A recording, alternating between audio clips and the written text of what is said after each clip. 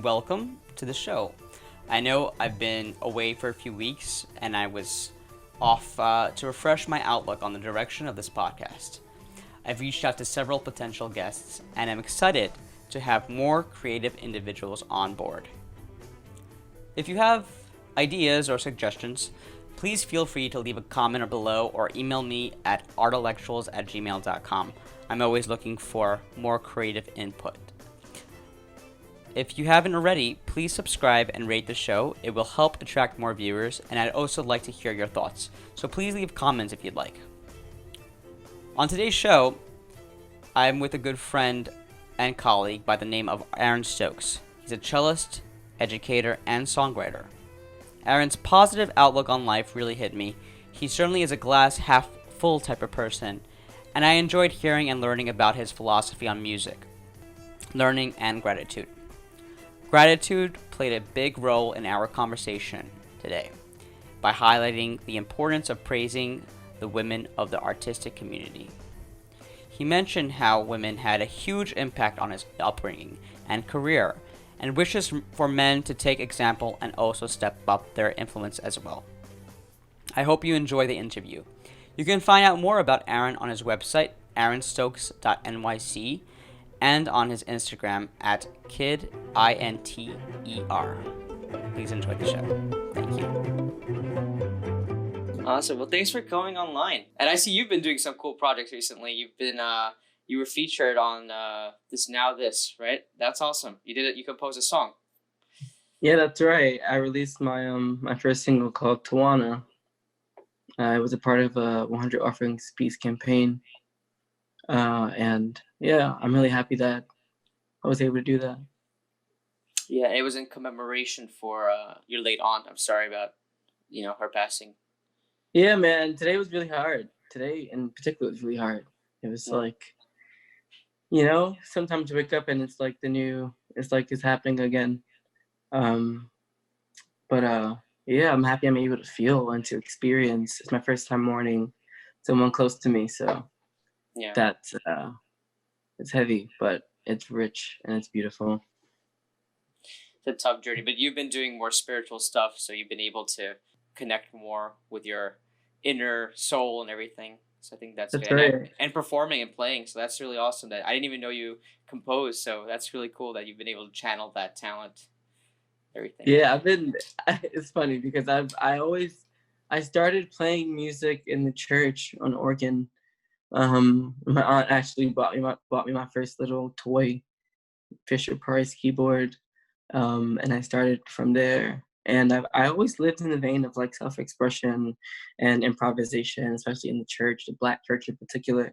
They tell you if you're not feeling it, you're not doing it at all. Mm-hmm.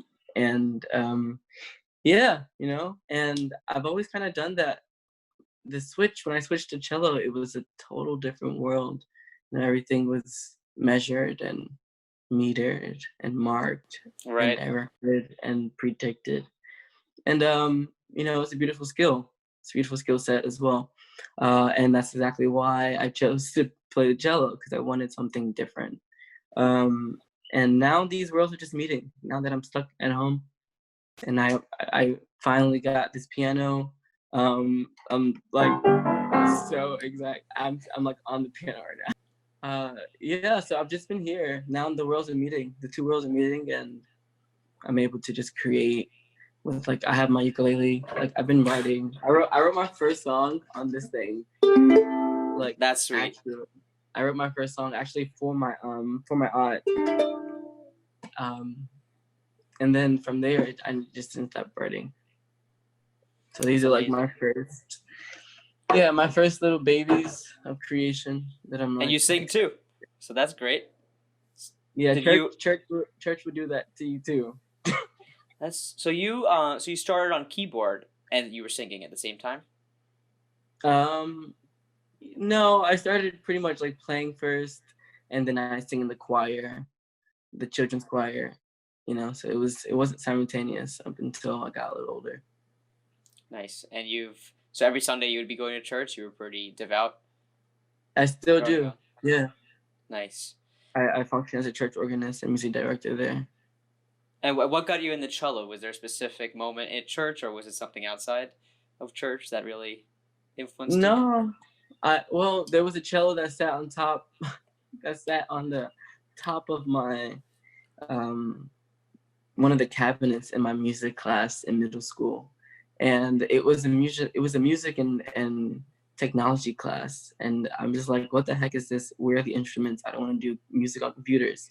It's like when Apple was popping our Right. school, Nice. like, yeah, I don't know. And I mean, I learned a lot. Like GarageBand had just came out at the time, Hmm. so we were learning how to use the software. Um, and that cello just sat on top of the cabinet, and I would always ask the teacher to play it, and he'd always say no. He'd say no because he was like, it's expensive, and I think it's broken. I was like, crap. So I never had a chance to play it, and when I went to high school, I actually auditioned on piano, of course. I went to high school, the arts, Brooklyn Arts, and the piano program had closed down that year. Mm. And they said, well, we'll give you the one spot in jazz band. And I was like, I don't want jazz band. Like, I wanted to play classical piano. And that didn't happen. So I chose cello. And ever since, I was 14 years old. My teacher was a French horn player, was not a cellist, not a string player. No. So you could imagine what that meant for the bow hand and everything else. Oh wow. It was detrimental, but I mean, it was, I fell in love with the sound, and I was self-taught for those 3 years, and then I finally got a teacher when I got into Manus Prep with my 3 lessons That's ever. crazy. I got into Manus Prep, and from there was like everything just happened, and it got pretty serious.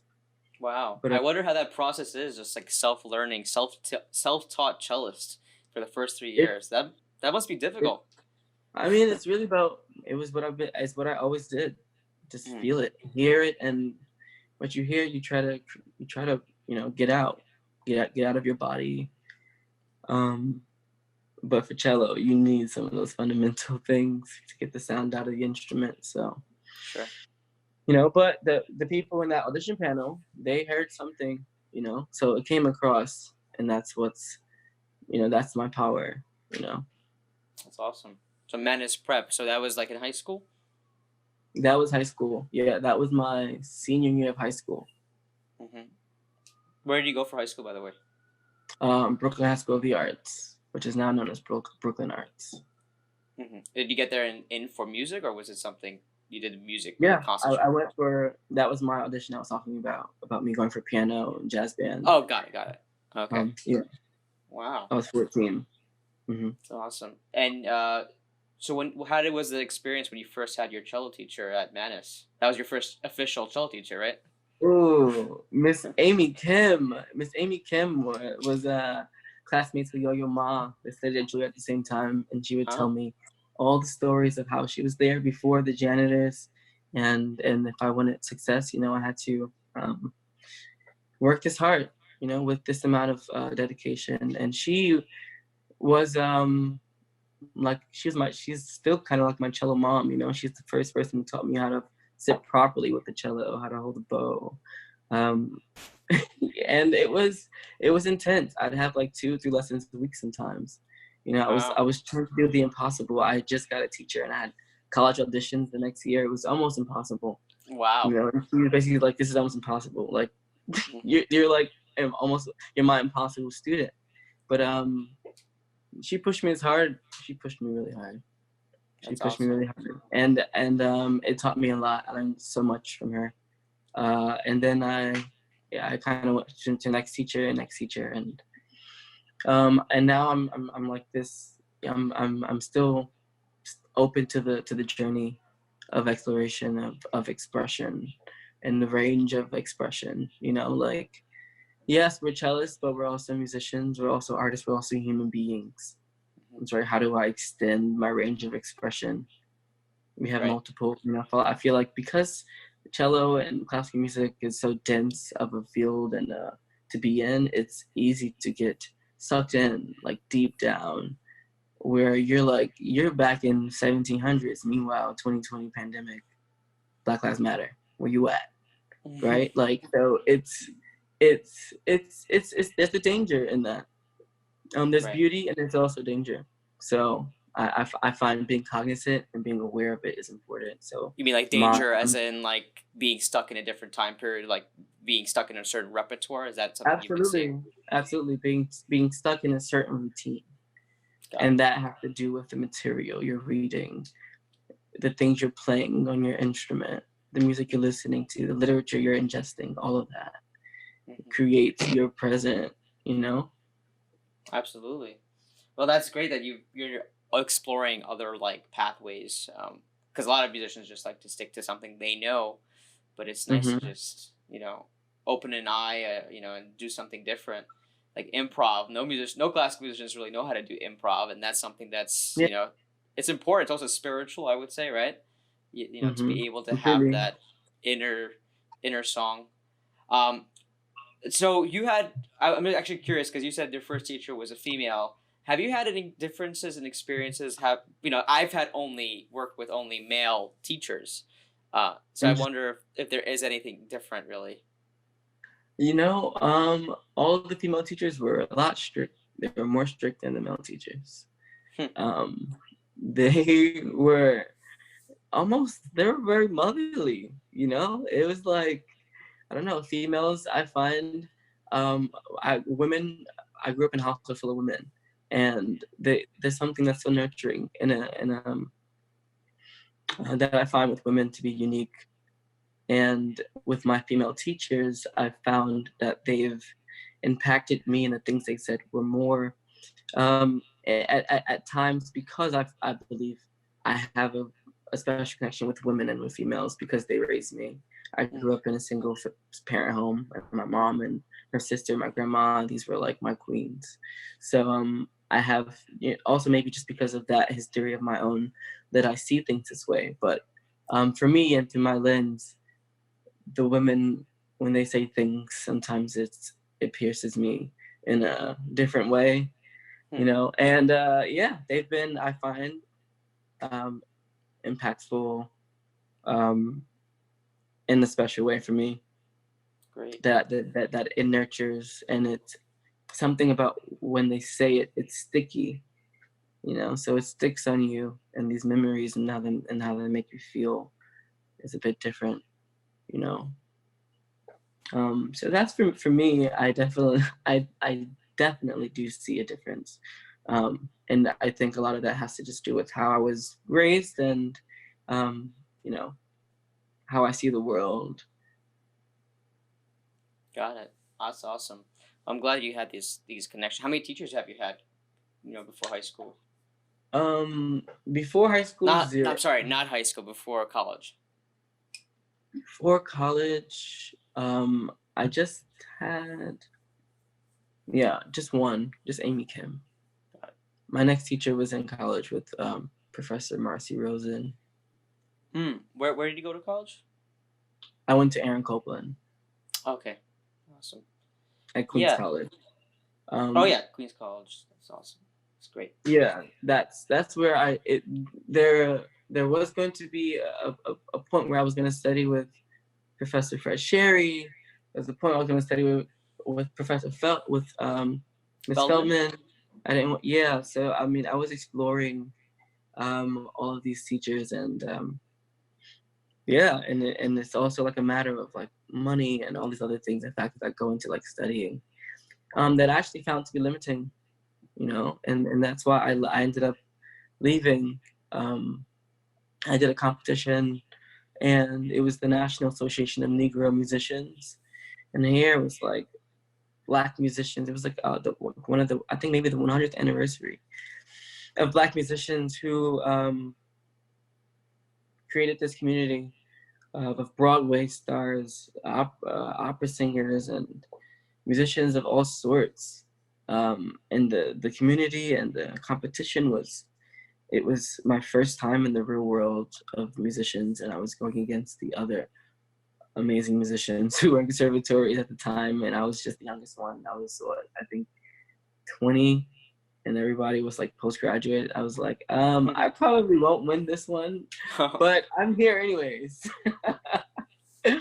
But I ended up winning New York, Oh, and awesome. that was just local. And then the regional, I didn't place. I got honorable mention. And yeah, and from there, I met a few artists, and I kind of picked up work pretty quickly through Miss Jessica McJunkins, who at the time was on one of the panels, and she gave me my first professional gig. So shout outs to Miss Jessica McJunkins. Awesome. She is yeah, that's awesome. You had these interesting gigs. I saw like you played in behind the scenes, and well, you played in orchestra, Joker films. That was she the one who helped you get land that gig? No, that was through a different contact. Oh, okay. Jessica, my first gig was with Tyler the Creator on Jimmy Fallon. Oh wow, sweet. Yeah, that was my first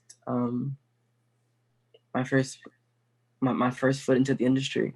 Then again, another Black woman who looked out, who represented, and that's powerful. That's powerful. It's going back to my, the Black women in my life who raised me. It's like this cycle, and I'm finding it. And I think Black men in particular need to speak up for the Black women who've been pioneering, in particular Black artists and the Black men and the community. They've been sustaining it. And if you look at Stephanie Matthews, Nicole Neely, like these are Tia Allen, these are like pioneers, people who are offering opportunities. Like that's the real news. Like that's the real facts. Because when I came out of school, and the reason why I left, I was getting hired because I had a Black face. And I'm like, okay, this is cool, but I didn't pick up a cello because I'm Black, right? So it was this like point where I was like, okay, whoa, why is everything about being Black? And that's just how the world works, right? Like that's how it works. And it was a reality check, so it was reconfiguration of my time, reconfiguration of the things that I ingest, reconfiguration of the music I listen to, reconfiguration of how I view my art. So it's a lot to be said and a lot to be done, but I think these stories are important to be told. Absolutely. Right? Like Black Lives Matter is new for many white people, but not for the Black people who've been struggling all along. Right? Like there's a Black scene for a reason. Like you've had to create something for us to sustain ourselves. Right? Like I was still one of the only few, 3 or 4 Black people who were on the soundtrack recording for Joker, and that was only on a one session thing. That was continuous. So this isn't new. This isn't a new fight for acknowledgement. Yeah. It's new, the awareness is new for other people because they're stuck at home. That's why it's new for them. But we've been doing this, and that's the real. That's the real. It's not the fabrication. Let me shout out Liz Player as well. Liz Player with the Harlem Chamber Players, like also like a stream pioneer who all females, right? All females. Again. Where are the males at, right? Yeah, that goes for Black males and white males, men in general. It's like it's this passivity that's happening. It's not cool. Yeah. So cool. What do you expect from the men? What could the men do to really step up their game in that regard? One, acknowledgement, right? Like let's praise the queens who are holding it down. And we need to be hands-on, initiate conversation.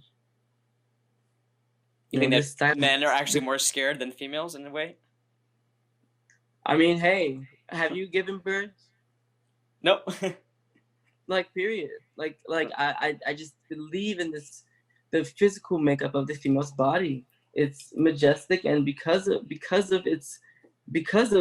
that, it allows them a different experience. Absolutely.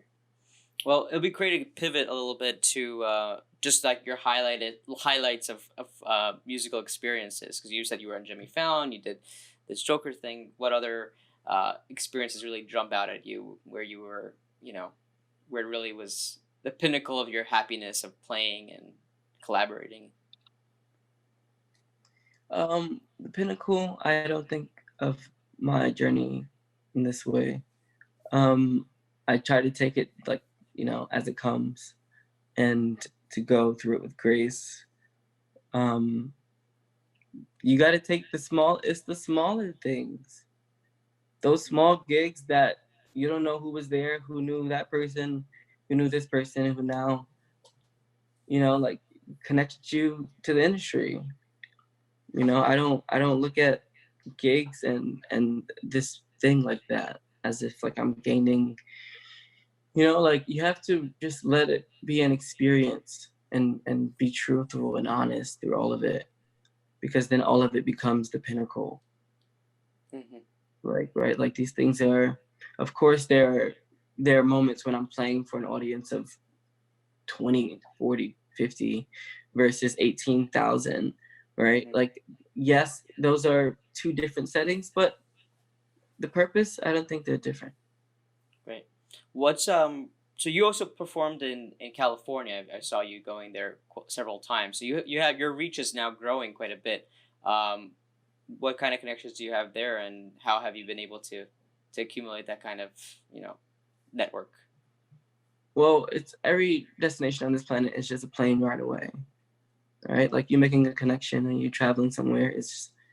I mean, especially if you live in America, you're pretty darn privileged. Um, and I think uh, it's about you just going there, right? If I want to perform somewhere, visit the place, um, meet new people.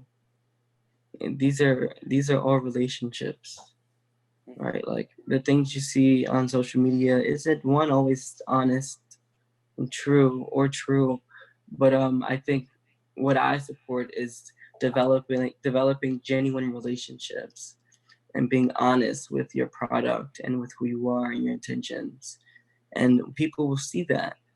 That makes a good person. That makes me want to work with you. That makes me want to hire you. Hmm. um there is no special formula for this thing. It's about being honest. Yeah. About being honest. And if you can't be honest, and if you're only in it for gain, if you're only in it for being a consumer or being, I mean, it's gonna be shallow.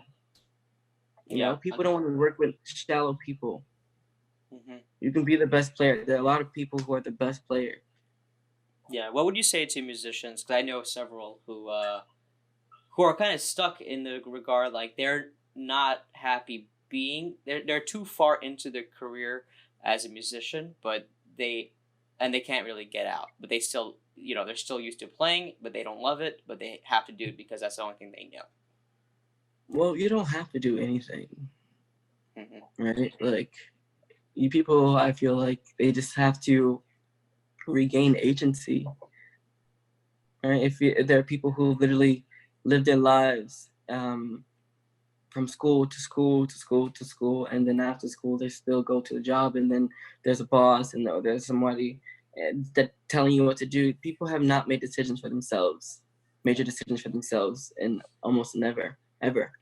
Hmm. So when it comes to it, or it's a time like this where there's a total shift, you see people are just in different spaces mentally, because some people are struggling, some people are thriving.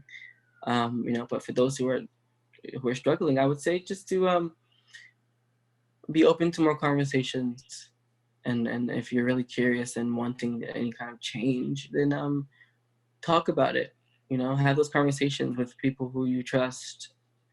Be vulnerable. Be maybe somebody who you normally wouldn't talk to. Reach out and share something sensitive.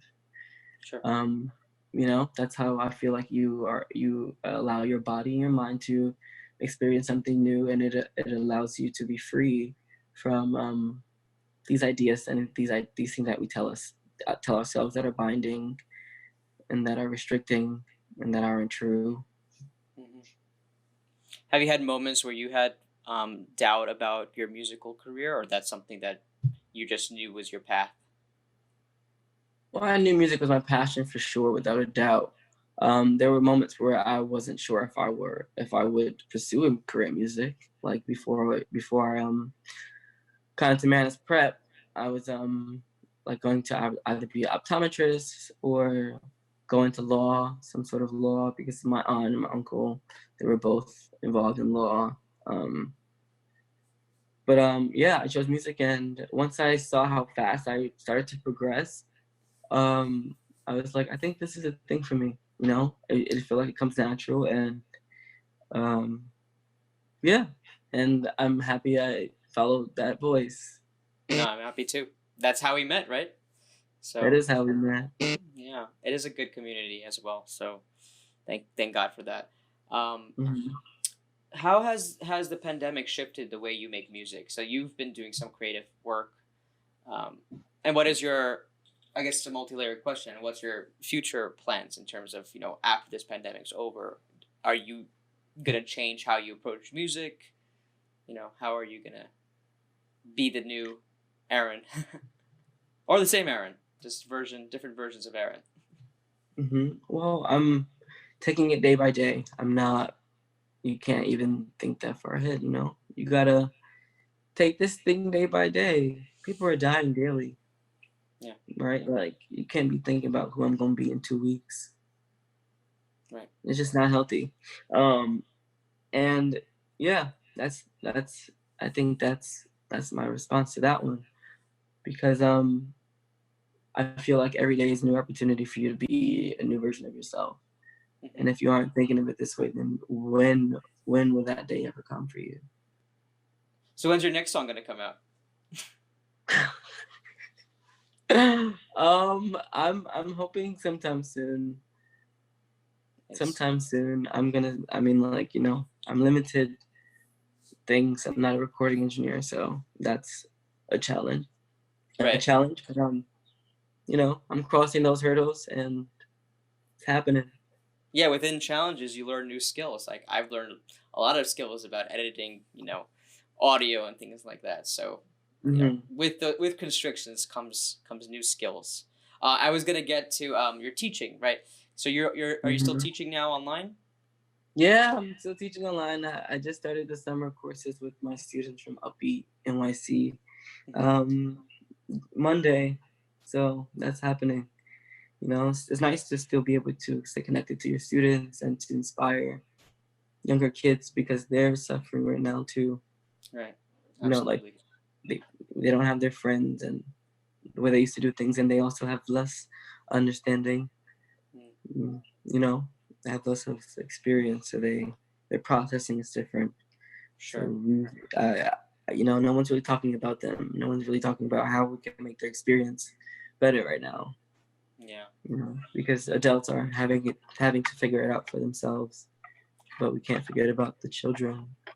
Well, some kids are just enjoying. They're getting more time to play on their games and stuff, but Yeah, with but how they have to beneficial also is be that? with friends. They're like used to going to the park together or even playing and interacting. As a youngster, you do need that physical approach, I think. Hmm. I mean, unless I the believe. parents are nearby. Are the parents nearby when you teach them, and they kind of guide the children to play? Yeah, I encourage all the parents to stay nearby, because usually the kids can't tune the instrument, so I try Right. to have the parents to tune it for them. So a bit much they're stronger. Yeah. The Have you found cello's a a little bit. deterrence at all, like in terms of teaching online? Has it been negative or positive? It's always been positive. I can't allow it to be negative. If it's negative, then I can't do it. Hmm, You got it. know, I won't No. do it. Well, cool, Aaron. Thank you so much for talking about what you've been doing and how you've been coping with this whole situation. Yeah, and just to leave, would there be some words of wisdom you have for aspiring artists that during this time, because it's a little difficult, people can lose you know their inspiration, motivation. How can Hmm. they? What do you suggest they do? I say search inward, and figure out what you have to say, the things that are important to you. Write about those things, sing about those things, talk about those things, meditate on those things, and express them, Hmm. and to stay true. And that's the golden rule. Absolutely. Awesome. Where can people find you? Do you have a website or some I Instagram? do. I'm at aaronstokes.nyc. My Instagram handle is kidinter. That's KIDINTER. Yeah, Aaron Stokes is my Facebook if you want to do that. Awesome. Thank you, man.